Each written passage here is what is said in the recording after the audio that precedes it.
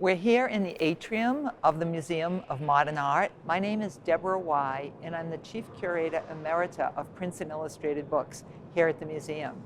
And the display that you're looking at in the atrium is part of an exhibition called Louise Bourgeois, an Unfolding Portrait. It begins here in the atrium and extends up into the third floor galleries. It's bittersweet for me to have done this exhibition. Since Louise died in 2010, it would have been wonderful to have her here to see it, but I knew she couldn't live forever.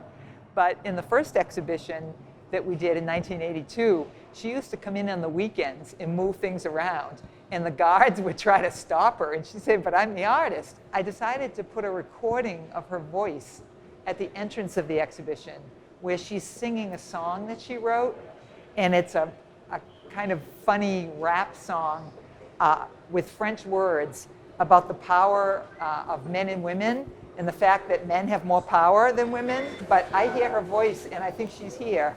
So it's a nice touch for me. Here's Louise. La femme de l'Anglo. Can you hear Louise? La chamotte et la femme du chameau. That makes me really happy.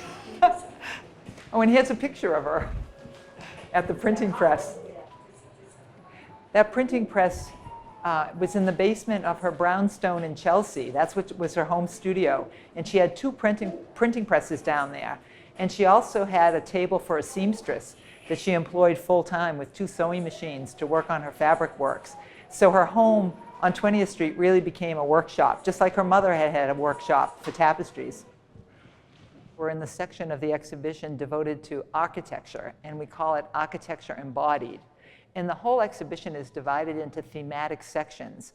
I call them visual metaphors that Bourgeois came back to again and again. She was motivated by emotional struggles, and she came up with visual imagery that would help her deal with these emotional struggles. So architecture is very solid, and she saw it as a source of strength and something that would be stable for her. It wasn't just a building. This was a person, or a symbol of a person. So if you saw a skyscraper like this by itself, that meant it was a lonely person. If you saw 2 beside each other, that was a couple. And since they were separated, they were probably estranged. This is the way she would talk about this imagery. You see a third one, and she'd say, that's a triangle. There's a lot of jealousy going on here. She calls the texts in this book parables, and they're wonderful stories. Sometimes they're about loneliness, that one's about a girl who went on a date and she was stood up. Another one's about a son who leaves his mother and slams the door and never comes back. Another one's about a person who loses his hearing and then becomes isolated because of that. And another one's very violent, about a husband who cuts up his wife and cooks her into a stew and serves her at a dinner party. Here she was a struggling artist, and she thought by making an illustrated book and making an edition of over 50, she could distribute this book and get well known. It was like a way to get known in the art world. But it turned out that it wasn't a success at all, and only a few of them were ever really sold. When she made the book, he disappeared into complete silence. The buildings that she depicted hinted at the sculptures that she would make soon. And once she started making sculpture, she stopped making paintings and prints altogether. She just really devoted herself to sculpture because she said that sculpture was much more tangible and that she could feel her emotions much more vividly in sculpture. This is a sculpture called Portrait of Jean-Louis, and that's a portrait of her son. And at this point, Bourgeois was traveling in pretty elevated intellectual and cultural circles in New York. Her husband, Robert Goldwater, was a very highly respected art historian. And some of the people she associated with were architects, including Le Corbusier, who she befriended. And Le Corbusier is known for an architectural feature of pilotis, which is like stilts. And you see them everywhere. A building that's raised and has columns at the bottom, like pillars, and then the glass box rises above it. So here, I think she's making reference to Le Corbusier with these 2 legs. Years later, talking about this sculpture, she said, I wanted my son to be as beautiful as the skyscrapers here. So it's very touching.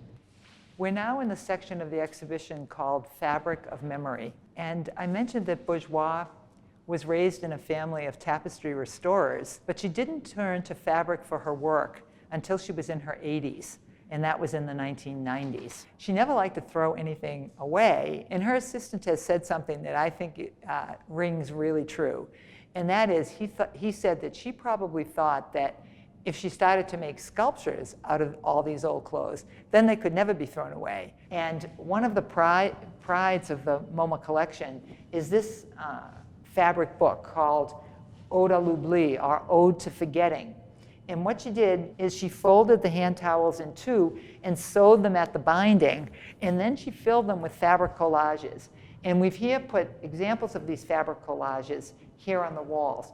And these collages are made up of bits of her old garments. And by putting them in the book, it becomes like a scrapbook, like a memory book. Like she could look at any particular page and remember, oh, I might have worn that dress to such and such a party, or that was the scarf I got for Christmas from my husband. I'm just making up those examples, but I think that's the way she felt about them. In this case, we were really lucky because we had Louise Bourgeois herself turning the pages of the book. Oh, I think she's getting to the end of the book. She does something very sweet here. You'll see what she does. She points to her name at the end of the book. In printmaking, a composition is developed in stages. An artist will work on a copper plate, ink it up, run it through the press, look at a sheet of paper, see how he or she likes it, then maybe want to make some additions. They'll work more on the copper plate, ink it up again, put a piece of paper on, run it through the press. And they do this many times, and all those pieces of paper survive. And so you can see how an artist's imagination unfolded, and that's actually why I came up with the title of the show, An Unfolding Portrait. But I also wanted to show that sculpture, drawings, and paintings are also involved with this. In this group of works, Bourgeois started with this sculpture. So after Bourgeois did this sculpture, she decided to make a print of the same motif. So then she ran that through the press, and she got a couple of proofs, and she started to work on them. And here, she added inside the globe, sitting on the chair, a mother attached by an umbilical cord to a baby. And she continued to develop that through these different stages of the print. And then she decides on this one, on fabric, a black version. And she initials it in embroidery, LB. And then she decides to make another sculpture, this time with a mother and child connected by an umbilical cord within the glass jar. So it's a very interesting way to see how an artist thinks, going from one medium to the other and developing her imagery. So I hope that this exhibition makes clear to all the visitors how important printmaking was to Bourgeois and how integral it was to her practice overall. And I was the print curator here at the Museum of Modern Art. I actually worked at MoMA for 31 years before I retired in 2010. And then from 2010 till now, I've been working on this Louise Bourgeois catalog raisonné and this exhibition and accompanying book. But the reason for all that attention to Bourgeois' prints is that in 1990, she decided to make an archive of her prints here at MoMA. So at that point, she gave all the prints that she then had in her possession. And she said that going forward, she would promise to give us one example of every print she made after that. So that's how we amassed such a large collection, because she lived for 2 more decades, nearly 2 more decades, 2 more decades, up until 2010. And printmaking was one of her major activities during that period. So now we have about 3,000 prints in MoMA's collection, and it's an incredibly unique resource for study and exhibition. And behind here are just the kind of examples of what we have, both the evolving states as she developed her imagery, as well as the final composition that she decided to issue in an edition.